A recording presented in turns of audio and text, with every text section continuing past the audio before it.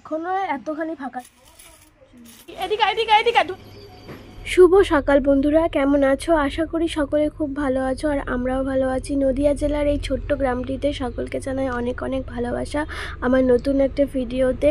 এই যে কম্বলটা দেখো ভাঁজই খোলা হয়নি, এতটাই গরম ছিল কালকে রাতে। টিনের ঘরে রাতের বেলায় ঠান্ডা হয়ে যায়, কিন্তু কি বলো তো, ঢাকা নেওয়ার আর কি দরকার মনে হয়নি। এখনও তো ফাল্গুন মাস শেষই হয়নি, তাতেই এতটা গরম লাগছে। এখনও 2-3 দিন আছে ফাল্গুন মাসে, আবার সেই 45-44 ডিগ্রি তাপমাত্রা। এত গরম, মানুষটা একবার অতিষ্ঠ হয়ে যাবে গরম। তোমাদের কি শীতের জামা কাপড় বাক্সে ভরা হয়ে গেছে? কমেন্টে জানাবে। আমাদের কিন্তু প্রায় ভরা হয়ে গেছে। তো আমি যে শীতের সোয়েটারগুলো ব্যবহার করতাম সেগুলো ভরে দিয়েছি অনেক দিন আগেই, প্রায় 10-12 দিন আগে। তারপর আমার প্রত্যুষেরটা এই 2 দিন হলো তুলে দিয়েছি আর কি। ওকেও সকালবেলায় ঘুম থেকে উঠে যায়, হালকা একটু সোয়েটারগুলো পরাতাম, কিন্তু এই 2 দিন ধরে আর সোয়েটার প্রয়োজন পড়বে না মনে হচ্ছে। চৈত্র মাস পড়েই গেল, আর 2-3 দিন আছে, মানে ভীষণ গরম লাগছে। আর আমার বরেরগুলোও আর কি তুলে দিয়েছি।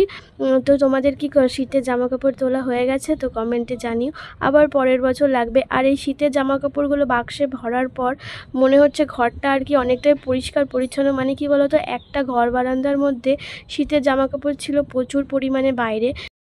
ঘুম থেকে উঠি তো প্রতিদিনই সকালে লেট হয় না, কিন্তু একটা আলিস্যি থাকে, সেই আলিস্যিটা ছোটো থেকে আমার কি বিছানার মধ্যে একটু আর কি গড়াগড়ি, তারপর একটু বুঝতেই পারছো।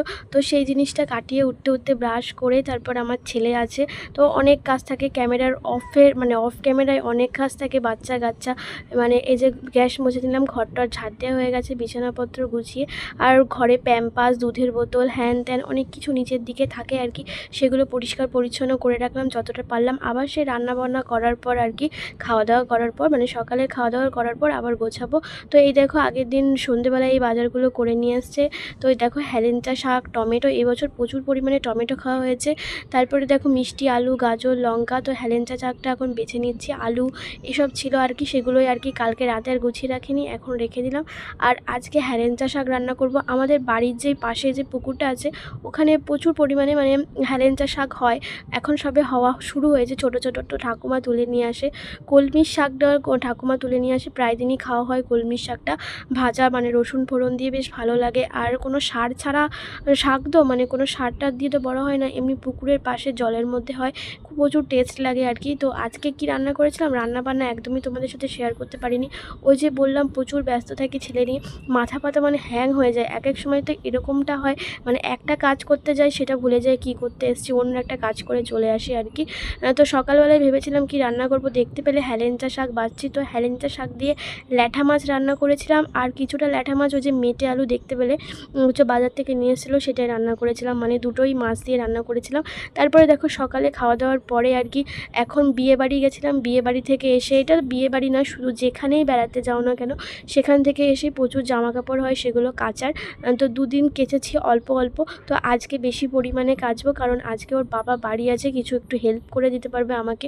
যদি বলে এই জামাকাপড়গুলো ভিজিয়ে একটু পাড়িয়ে দিতে, তারপরে আমি ধুয়ে টুয়ে আবার কেজে মেলে দেবো। আগে 2 দিন কেজেছি, তো আজকে নিয়ে 3 দিন, আজকেই কাচা হলে পুরো কমপ্লিট হয়ে যাবে।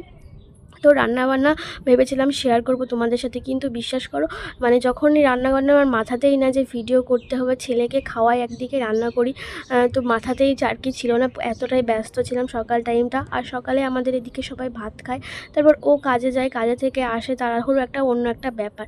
তারপরে দেখো জামাকাপড় কেচে, প্রচুর জামাকাপড় কাচা হয়েছে, মেলা হয়েছে, মানে সব ভিডিও যে তোমাদের দেখাবো ক্যামেরা অফ ক্যামেরায় কিন্তু অনেক কাজ থাকে বাড়িতে।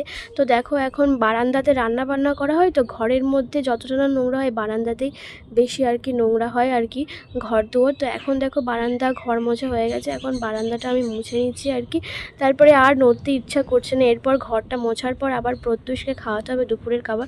তো এটা দেখো তার পরের দিন সকালবেলায় আর কি, আমার এই ভাতটার বয়স 3 বছর।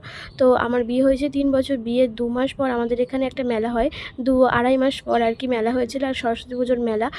তো সেই মেলাতেই ভাতটা কিনেছিলাম, তো 3 বছর বয়স এই ভাতটা। তো ভাঁড়টা ভরে গেছে, তো আজকে ভেঙে দিলাম। তো দেখো ভাঙাও সারা, আর দোকানে এসে ওই যে টাকা দিয়ে কিছু মানে টিভি কিনতে এসেছি। তো ওই ভাঁড়ের সব টাকা দিয়ে তো টিভি কেনা হয়নি, তো হাফ টাকা বলতে পারো, হাফ টাকা দিয়ে এই যে টিভি, হাফ টাকা আর কি ভাঁড়ের, আর হাফ টাকা আর কি বাড়ি থেকে মানে আমার শাশুড়ি মা আর কি দিয়েছে। তো এই টাকা দিয়েই আর কি টিভি কেনা হচ্ছে। আর একটু বড় টিভি কেনার ইচ্ছা ছিল, কিন্তু আমাদের যা ঘর মানে ঘরের থেকে টিভি বেশি বড় হয়ে যাবে। তো যাই হোক, এই দেখো একটা কাজে তো দিল ভাইয়ের টাকাটা, মানে এতদিন জমিয়ে যেভাবেই হোক। তো 2 টাকার, 1 টাকার, 5 টাকা, 10 টাকা সব রকমই কয়েন ছিল। যদি 5 টাকা 10 টাকার সব কয়েনগুলো থাকতো না, তাহলে প্রায় 8-10 হাজার টাকা হয়ে যেত, আর টিভিটাও পুরো হয়ে গেছে। আর এই দেখো এখন টিভি নিয়ে খুটুর খুটুর করেই যাচ্ছে, নতুন জিনিস এসেছে বাড়িতে। তো আশা করি ভিডিওটা তোমাদের ভালো লাগলো। দেখা হবে নতুন